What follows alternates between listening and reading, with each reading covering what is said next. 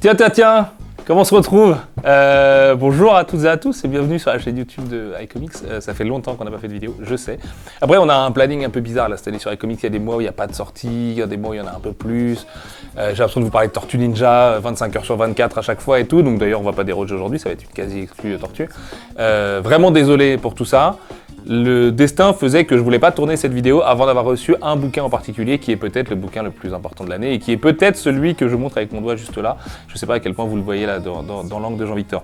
Avant de parler Tortue Ninja, du coup, parce qu'il y a quand même pas mal de choses à se dire, il y a notamment un film aussi qui sort dans un tout petit peu plus d'un mois maintenant. Je voulais revenir sur le troisième et dernier tome de We Only Find Them When They're Dead.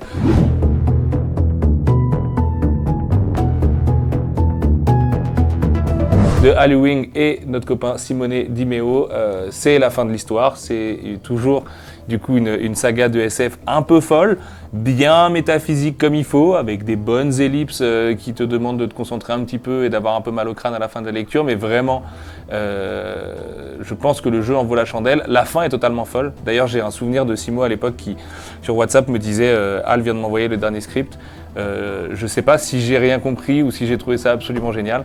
Et en le lisant là, en vrai, bon, j'ai trouvé ça un peu moins du coup sibyllin et incompréhensible que ce que Simo me disait, mais je comprends pourquoi il a été un petit peu sonné, lui qui a quand même passé 2 ans à bosser sur cette série non-stop avant de devenir la rockstar qu'il est aujourd'hui chez DC Comics et sur Batman et Robin notamment. Je rappelle, il a aussi été nommé comme meilleur artiste et meilleur cover artiste aussi au Eisner Award pour la série, donc voilà, vous comprenez un petit peu pourquoi aujourd'hui.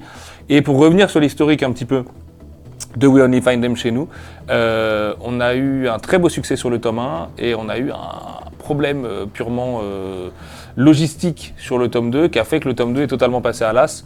Donc, parce qu'en fait les 3/4 des gens ne sont même pas au courant que le tome 2 est sorti, puisque les libraires, pour beaucoup, ne l'ont pas eu, en fait. Je passerai les raisons, c'est pas passionnant, et puis voilà. Du coup, le tome 3 arrive aujourd'hui un peu comme le tome 1 est arrivé à l'époque, c'est-à-dire en étant proposé et commercialisé, mais sans un tome 2 avant. Donc en fait, il est très possible que vous ayez acheté le tome 1 à l'époque, que ça vous ait plu, que vous ayez un petit peu laissé passer le tome 2, et que là, vous arriviez en mode « mais comment ça, tome 3, déjà un tome 3 ?» Eh ben oui, du coup, et vraiment, je vous invite à aller lire le tome 2 et le tome 3, du coup, si ce n'est pas déjà fait, qui s'appelle « La vie ». J'aime beaucoup le titre français, « La vie ». C'est une belle définition. Mais vraiment, c'est une belle petite série qui le mérite, qui est artistiquement hyper ambitieuse, hein. Enfin, on est sur des planches assez folles, et surtout sur une colorimétrie assez dingue, parce que Simo se sert énormément de la couleur pour raconter du coup les différentes émotions et les différents sentiments qui vont traverser les personnages. C'est incroyable, page titre qui marche toujours aussi bien. Vous savez que la France, on a un des rares pays qui n'a pas traduit le titre, et en même temps, on ne les trouve que lorsqu'ils sont morts. Bon, déjà, ça aurait été compliqué pour faire un logo aussi graphique que ça, et je suis pas sûr que ça aurait vraiment très bien fonctionné. Mais nos amis italiens, donc Simo est particulièrement concerné, ont traduit le titre. Du coup, je vais pas vous la faire, parce que je vais pas faire l'affront aux gens qui parlent italien d'essayer de vous prononcer le titre en italien, mais le titre a été traduit là-bas, et en Espagne aussi, si je dis pas de bêtises. Voilà, c'est une très très bonne série. C'est un au revoir aussi à We Only Find Them. C'est qu'un petit au revoir à ses auteurs, puisque je pense qu'on les retrouvera dans le futur. C'est même à peu près certain. Voilà, vous le savez, Simo est vraiment devenu un ami de la maison. On a fait 3 tournées avec lui. La dernière, il y a 2-3 mois de ça, avec Matteo Santoluco et Dick Caravan notamment. Et il n'est même pas impossible que We Only Find Them revienne un jour. Ça a été un très très gros succès aux États-Unis. Ça a même été, je ne pense pas trahir de secret, je crois que ça a été annoncé, optionné du coup pour une adaptation au cinéma. Donc il n'est pas impossible que ce soit uniquement un premier cycle et qu'il y ait un deuxième cycle dans quelques années. Le problème, c'est que DC a un petit peu mis le grappin sur Simone et qu'il ne veut pas que quelqu'un d'autre que lui dessine We Only Find Them. Ce que je peux comprendre, c'est sa création, c'est son bébé. C'est vraiment un bébé qui a été créé à 50-50 par Al et lui. Et du coup, il faudra attendre qu'il soit de nouveau disponible. Et j'ai pas l'impression que DC soit très pressé de laisser partir sa poule aux œufs d'or. Bref.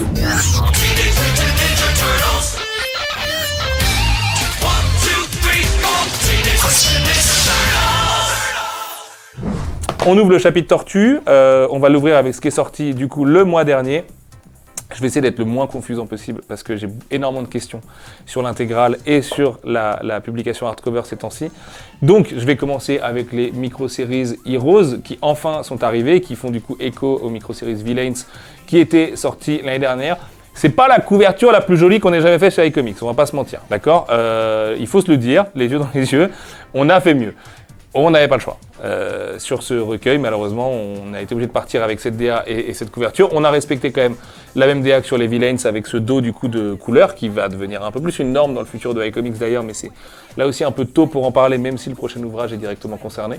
C'est une série qui du coup regroupe toutes les micro-séries sur les gentils, enfin en tout cas toutes les premières micro-séries sur les gentils. Donc évidemment vous avez les 4 frères, vous avez Splinter, vous avez Kazev, vous avez April et le Fugitoïde du coup. Dans ce tome, vous avez 8 histoires, donc exactement comme les Villains, il est au même prix que le Villains et tout ça. C'est le parfait pendant pour les gens qui ont acheté les Tortues depuis 2018 et que je ne remercierai jamais assez, je le dis à chaque fois qu'on fait une vidéo, et qui ont acheté l'histoire secrète du clan Foot, Shredder in Hell et tout ça. Donc en fait là vous avez les 19 tomes, plus les 2 spin-offs sur Shredder, plus les 2 micro-séries, et vous avez le maximum de ce qu'on peut publier dans la version hardcover. À qui on dit d'ailleurs un peu un au revoir définitif, avec, je le réalise maintenant, avec cette micro-série Heroes. Enfin, définitif, non. Par définition, puisque les Tortues Reborn, qui est donc le relaunch et la suite directe du tome 19 en hardcover, donc cette série que vous connaissez depuis 2018, sera elle aussi en cartonné et n'est finalement qu'une suite directe. Donc c'est pas tout à fait un au revoir, enfin un adieu, c'est plutôt un court au revoir du coup jusqu'au mois d'août où paraîtra les TMNT Reborn. Et donc, comme c'est déjà le bordel, et que même pour moi ça devient compliqué à suivre, alors que c'est moi qui préside cette petite publication, on vous a prévu quelque chose de très joli, que je tiens juste ici, qui a le super pouvoir d'être un magnifique dépliant, sur lequel on a utilisé en couverture le visuel inédit dessiné par Matteo Santoluco pour le tome 0 chez iComics, puisque les gens qui ont la version hardcover seront les seuls à avoir cette couverture. Mais du coup, comme on l'aime tellement, on voulait que les gens qui vont commencer Tortue Ninja le mois prochain, j'espère que vous allez être le plus nombreux possible, enfin ce mois-ci d'ailleurs, au mois de juillet, on espère que vous allez être le plus nombreux possible avec l'intégrale dont je vais vous parler juste après, pourront aussi profiter un petit peu de cette illustration. Vous avez là un premier petit texte. Cette plaquette a été réalisée en partenariat avec Lionel de Tortue Ninja France, que j'embrasse très fort et que je remercie infiniment, parce que vraiment il a fait un super travail avec Emma et Heikel qui ont géré du coup l'agencement et le design de celle-ci. Et magie, hop, vous retournez de l'autre côté, vous avez les 4 frères, du coup avec un texte qui vous explique l'histoire des Tortues Ninja à travers les âges. Donc depuis 1984. Et puis à l'intérieur, vous avez, hop, juste là, je le prends dans le bon sens pour rien spoiler, là, le résumé des différentes parutions Tortue Ninja et donc un peu des différentes collections Tortue Ninja que vous avez chez iComics aujourd'hui. Je vais pouvoir replier cette partie-là et me concentrer sur ces 4-là. Donc vous avez le Last Roninverse, bien évidemment, les classics, là aussi que vous connaissez très bien avec le tome 5 qui arrivera en fin d'année, et Tortue Reborn dont je vous parlais juste là, qui est la suite directe du coup des parutions en cartonné, qui en fait est là aussi du coup liée évidemment à la Tortue Ninja l'intégrale qui est juste là, sur laquelle je vais revenir juste après. C'est pour ça que j'en parle pas encore tout de suite. Bon, ça c'est facile, ça aussi, ça c'est un relaunch avec un tome 1 qui sortira à l'été et qui paraîtra tous les 3-4 mois comme les tomes classiques, où vous avez l'arrivée de Jennika qui est juste là, et pour celles et ceux qui ne sont pas forcément au courant de qui je parle, je ne vais pas trop épiloguer dessus. De l'autre côté, vous allez trouver quoi? Alors ça, vous avez le texte qui est juste là, et vous allez trouver quelques annonces, donc notamment l'arrivée au printemps 2024, et on en est très heureux, de Power Rangers et Tortue Ninja volume 2, dessiné par Dan Mora. Alors petit aparté, je suis obligé, ça fait des années que je rêve de bosser avec Dan Mora, qui est un de mes illustrateurs préférés, et en fait c'est Dan Mora qui est venu à nous en venant du coup prendre la suite de Simone Di Meo, Tout est lié, qui avait réalisé Power Rangers et Tortue Ninja tome 1, sur Power Rangers Tortue Ninja tome 2. On va pas se mentir, le tome 2 est incroyable dans le dessin, dans les designs et tout. On a l'impression d'être dans la tête d'un designer Hasbro qui s'éclate et qui n'a aucune contrainte de budget. C'est absolument dément avec du coup des dinosaures de partout, des reptiles d'autre part, des mégazords, etc. Des designs super efficaces et tout. Franchement, c'est vraiment l'éclate et j'ai trop hâte de le publier parce que sans être le plus gros fan des Power Rangers au monde, j'ai quand même grandi avec, et notamment cette première génération du coup, avec Jason, Tommy, etc. Et franchement, je trouve que c'est du vrai bon comics mass market, comme on dit, mainstream, qui est dessiné pour les 2 tomes par 2 absolus tueurs. Enfin, je veux dire, Boom ont quand même eu le bon goût d'aller chercher 2 très grands dessinateurs pour ce qui aurait pu être un peu une blague potage, comme on l'a vu avec certains crossovers il y a quelques années avec Army of Darkness qui croisait Transformers, etc. etc. quoi. Bref. Vous aurez aussi l'année prochaine de l'Astronine de Lost Years, qui est la préquelle de The Last Ronin, sur lequel on va découvrir ce que faisait la tortue survivante jusqu'à The Last Ronin. Pour vous donner un peu des chiffres sur Last Ronin, c'est de très loin le plus gros succès de publication Tortue Ninja pour nous. C'est même un vrai succès d'édition, en fait, là où aucun autre titre Tortue Ninja ne peut prétendre à ça aujourd'hui. Et donc, évidemment, que la sortie de The Last Ronin l'année prochaine, à l'été, dans un an, sera un petit événement au sein du label. En plus de ça, vous le savez, il y a un jeu The Last Ronin qui est en développement en AAA sur les consoles. Il y a d'autres choses autour de Last Ronin qui sont en développement. Donc on peut imaginer que c'est une préquelle avant potentiellement un Last Ronin 2 par exemple. Et, peut-être que le futur me donnera raison. Voilà, et puis là vous avez une petite explication de tout ce que j'ai du mal à vous expliquer avec un nombre de phrases beaucoup trop conséquent depuis tout à l'heure, à savoir comment fonctionne la publication avant Reborn, et donc ce qu'il vous faut lire avant de lire TMNT Reborn. Parce que si vous êtes une nouvelle lectrice ou un nouveau lecteur, déjà a priori, c'est pas vous qui regardez ces vidéos-là, mais si vous démarrez les Tortues et si vous êtes convaincu avec l'intégrale de démarrer, il ne faut pas tout de suite acheter Reborn, sinon vous allez faire un gap de l'équivalent de 15 tomes et vous n'allez pas trop comprendre ce qui vous arrive, quoi. Donc, enfin 15 tomes, 20 tomes même, et vous n'allez pas comprendre ce qui vous arrive. Donc il faudra d'abord passer par la case cartonnée si vous voulez lire Reborn tout de suite. Sinon Reborn arrivera bien un jour dans le format intégral, mais dans quelques années en fait. L'apparition de Reborn, elle est là pour les gens qui soutiennent depuis 2018 et qui ont acheté tous les tomes du coup depuis le lancement, le relancement des Tortues en français. Là vous avez une petite pub pour iComics qui va bien évidemment. Et là vous avez du coup tout le dépliant. Normalement vous le trouverez sans encombre chez tous les libraires chez qui vous pouvez vous rendre. Alors si vous commandez sur internet et tout, chez Excalibur et chez Original Comics et chez tous les différents vendeurs que vous pouvez avoir, à part le très très gros qui commence par A et l'autre très gros qui commence par F, à qui ça va être difficile de leur demander de le glisser dans le carton, demandez-leur quand même de le glisser dans votre carton de commande, puisque eux aussi reçoivent ce dépliant et que normalement vous pouvez l'avoir. Si vous achetez chez un libraire physique, là il n'y a pas de problème, normalement il en aura un paquet et vous avez juste à lui demander s'il n'est pas déjà mis en avant au niveau de la caisse. Bref, on peut attaquer l'énorme morceau. Je l'ai découvert en écaille et en os il y a quelques minutes seulement, avant de tourner la vidéo Mangetsu qu'on vient juste de boucler avec Jean-Victor il y a quelques minutes là. Bon, c'est sublime. Je suis très content de l'utilisation de l'intégra qu'on doit à Antoine Béon, du coup, notre directeur général, qui est un spécialiste de la fabrication et qui savait que l'intégra était le bon format pour ça, pour être parfaitement entre deux, entre le vrai souple format TPB à l'américaine et le relié hardcover qu'on connaît. Et franchement, autant au début j'avais un petit peu peur que ça ressemble à du Batman Adventures ou quoi, autant en vrai je suis hyper convaincu. Je pense que c'est la question du format, la question de l'épaisseur aussi, du coup de l'intégra, la question des pages de garde. On a gardé les pages de garde traditionnelles de l'édition hardcover pour les gens qui savent. C'est hyper solide, c'est bien épais. Enfin, vous avez quand même 400 plus, voire un petit, oui c'est ça, 400 pages de BD et qui ne paraissent pas comme un énorme omnibus de 400 pages, quoi. Et franchement, avec ce dos rouge qui est sublime, qui sera du coup suivi par... Chaque tome a une couleur dominante qui est liée au personnage qui est sur la couverture. Donc chaque tome aura une couleur dominante aussi sur son dos. Franchement, ça va être absolument sublime une fois que vous aurez 4-5 tomes, 15-16 à la fin d'ailleurs, puisque c'est une collection qui va couvrir énormément de tomes et énormément de publications Tortues. Et je rappelle, même si je l'ai dit 40 000 fois, cette version de l'histoire reprend tout ce qu'on a publié nous en hardcover, plus quelques chapitres inédits, et par exemple les micro-séries qui sont insérées directement entre certains chapitres de la version hardcover que vous avez connue jusqu'à maintenant. C'est l'édition définitive des Tortues, ce n'est pas la première. Les Américains, ils ont fait comme nous ce qu'on a fait sur les hardcovers. Au début, ils ont publié chaque série par chaque série, donc ça par exemple c'est une reprise d'un format américain. Là, quand ils ont fait ce qu'ils appellent eux la IDW Collection, qu'on appelle nous l'intégrale, ils se sont penchés vraiment sur la chronologie des événements et ils ont remis les histoires dans l'ordre de compréhension parfait avec les 1001 spin-offs qui émaillent la publication de la série, notamment du Kazé en April, que nous on ne peut pas publier en cartonné parce qu'on en vendrait vraiment trop peu, on perdrait beaucoup trop d'argent là-dessus. Eux, ils vont l'avoir distillé à l'intérieur.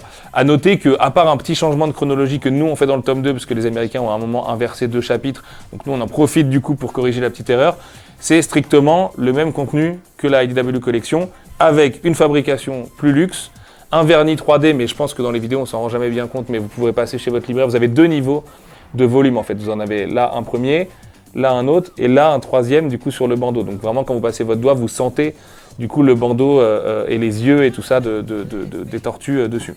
Vraiment c'est hyper joli. Haeckel a fait un très beau travail de DA avec ce nouveau logo les Tortues Ninja qui a été accepté par nos amis de Viacom. Vraiment j'en suis très fier. Et je le répète, et ce sera la meilleure conclusion à donner à cette vidéo, c'est l'enjeu le plus important pour l'histoire des Tortues Ninja chez iComics, tout simplement. La licence ne s'arrêtera pas quoi qu'il arrive, on a prolongé les droits il y a peu de temps. En revanche, si c'est un succès, on pourra les publier vite, et on pourra éventuellement publier certains spin-offs qui n'avaient pas été faits en hardcover, pour les gens qui le réclament. Parce que je sais que certaines personnes le réclament et disent ah « mais je ne veux pas racheter la série ». Effectivement, vous n'allez pas racheter la série. Je peux tout à fait comprendre, vous êtes déjà passé à la caisse, vous n'allez pas revenir racheter ça. On est en train d'étudier la faisabilité d'un truc qui est quand même très cool pour les gens qui ont lu les hardcovers, c'est que tous les inédits qu'on vous publie là-dedans puissent être disponibles gratuitement à tous les gens qui ont déjà acheté le hardcover. Les hardcovers d'ailleurs, parce qu'il y en a 22 encore une fois. Le problème, c'est que c'est très difficile de savoir qui sont les gens qui ont acheté ces tomes. Vous n'avez pas gardé vos preuves d'achat des 22 tomes, moi non plus, je vous rassure.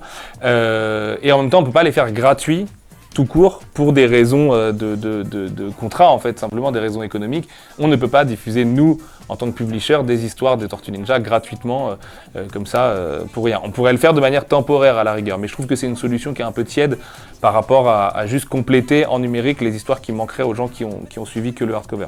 Sinon, pour les autres, ou pour celles et ceux qui veulent racheter ou acheter une deuxième fois les tortues, là-dedans vous avez tout, donc ça reste encore la solution la plus simple. Je sais que beaucoup de gens me posaient la question, et c'est un des conseils que je peux donner, il faut aussi revendre du coup vos hardcovers pour racheter cette collecte. Maintenant, dans les hardcovers, vous avez des couvertures que vous n'aurez pas là-dedans, par exemple, notamment celle de Mathéus qui a été réalisée pour le tome 0. À part dans le dépliant, vous ne la reverrez jamais. Donc il n'y a que les gens qui ont le tome 0 qui auront cette couverture, qui est par ailleurs peut-être la plus belle de toute la publication. Donc il y a aussi des avantages à avoir les hardcovers, en dehors du fait d'avoir eu 5 ans d'avance quand même, ce qui reste un avantage qui est quand même vraiment notable. Et on n'est pas les premiers éditeurs, nous on débute avec ça, mais on n'est pas les premiers éditeurs à faire une édition perfecte après une première publication, et muni de quelques petits changements du coup. Voilà, j'espère que les explications sont claires, j'en doute très honnêtement, mais de toute façon on est là pour faire le SAV sur les réseaux sociaux si vous avez quelconque question. J'ai vraiment hâte que vous puissiez le découvrir chez votre libraire, vous allez voir, il est beau, il est grand, il est costaud, il est super cool à lire, le papier c'est le bon papier, ça brille pas, c'est vraiment un vrai confort de lecture, l'intégra aussi, vous avez la reliure qui n'est pas en train de vous embêter comme sur un omnibus en hardcover et tout. Franchement, là aussi c'est de la pure lecture de plage. Et voilà, si vous voulez les très bonnes histoires, en plus dès le tome 2, vous allez avoir l'arrivée de Matteo Santoluco en très grande pompe avec Dark Leo et tout. Et après là vous allez être happé, et comme beaucoup de gens à l'époque du coup de la publication hardcover, vous n'allez pas pouvoir vous arrêter, et vraiment c'est une des meilleures séries de super-héros, une des meilleures séries mainstream sur le marché. Je ne cesse de le dire. Sur ce, écoutez, si vous avez encore des questions, comme je vous l'ai dit, on est dispo sur les réseaux sociaux. Sinon, ça sort le 12 juillet à peu près partout. Donc le 12 juillet, c'est aussi la Japan Expo. Si vous voulez qu'on en discute, si vous êtes fan de comics mais que vous êtes du côté de Japan Expo, n'hésitez pas à venir en discuter avec moi, ça me fera super plaisir. Et puis je serai du côté du stand Mangetsu, si vous me croisez, évidemment, n'hésitez pas. Et puis voilà, moi je vous souhaite du coup de très bonnes vacances à toutes et tous. Prenez soin de vous, lisez plein de comics, et puis lisez les tortues surtout. Boys, where have you been? Look, we're really sorry, Splinter. Some of the guys wanted to get pizza, and I tried to talk them out of it. You ratted us out. Hey, don't use that word that way. I mean, it's 2023, Sorry, Mikey. Dad. Et j'ai complètement oublié de vous le dire, je suis pas sûr qu'on retourne une vidéo d'ici là. Le film Tortue Ninja est absolument excellent. Allez le voir en salle, ça sort le 5 ou le 7 août, je sais plus, en salle en France. Vraiment, si vous kiffez Spider-Verse, si vous kiffez l'anime, et surtout si vous aimez les tortues, vous allez vraiment du coup trouver votre pied, en VO en particulier. Et voilà, régalez-vous, ça sort du coup le 7 août, ouais, je crois que c'est ça. Et ça s'appelle Teenage Mutant Ninja Turtles, Mutants Mayhem.